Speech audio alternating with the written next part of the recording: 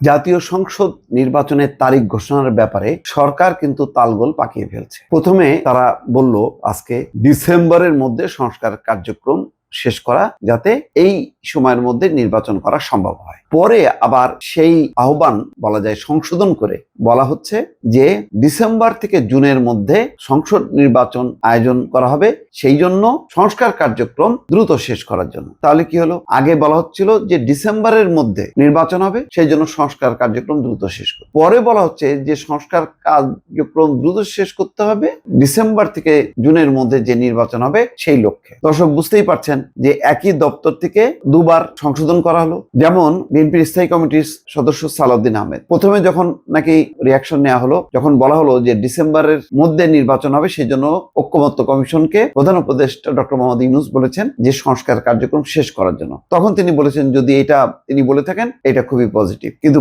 পরের ধাপে যখন নাকি বলা হলো ডিসেম্বর থেকে জুনের মধ্যে, তখন তিনি বলছেন যে নির্বাচনের বিষয়ে প্রধান উপদেষ্টার এই বক্তব্যের সঙ্গে তারা একমত নয়।